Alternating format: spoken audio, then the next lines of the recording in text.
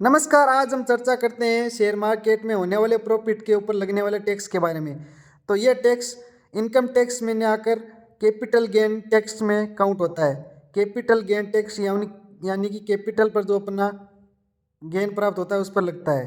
Capital long term के हिसाब से 10% टैक्स और शॉर्ट टर्म के हिसाब से 15% टैक्स के अंदर काउंट होता है। शॉर्ट टर्म के हिसाब से यदि हम 1 साल के भीतर कोई शेयर लेते हैं और बेच देते हैं तो उसको शॉर्ट टर्म में काउंट किया जाता है। उदाहरण के लिए 100 रुपये वाले 100 शेयर हम खरीदते हैं और 110 पर बेच देते हैं तो प्रॉफिट के हिसाब से 1000 रुपये, तो 15% टैक्स के हिसाब से 150 रुपये।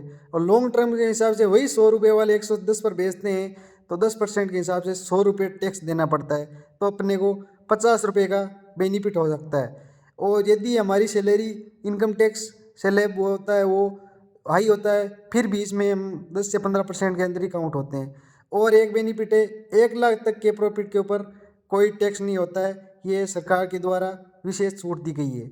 यदि लॉन्ग टर्म के हिसाब से हमारे पोर्टफोलियो में 1 लाख का प्रॉफिट हो रहा है तो हम उसको क्या करते हैं, टैक्स से बचने के लिए साल के अंत से पहले दिन उसको बेच देते हैं और फिर दूसरे दिन ले लेते हैं, तो वो लगने वाला टैक्स से हम छूट मिल सकती है 1 लाख तक।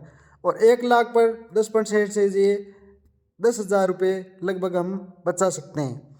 और अगली चर्चा करते हैं कि ऑप्शन और इंट्राडे की जो इनकम होती है, जैसे सालाना 2 लाख हो गई तो हम उसको जैसे बिजली का बिल हुआ, किराया हुआ, ऑफिस का किराया, लैपटॉप चार्ज, स्टाफ चार्ज, इसको मिला करके उसको खर्चे को दिखा करके और उसको नो टैक्स में काउंट कर सकते हैं। डिविडेंड पर हमारे जो भी टैक्स लगता है वो एक्स्ट्रा सोर्स के हिसाब से अपनी टैक्स स्लैब के अंदर ही काउंट होगा।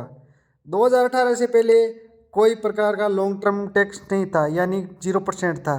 धन्यवाद। अन्य वीडियो के लिए हमारे साथ बने रहे। जय हिंद।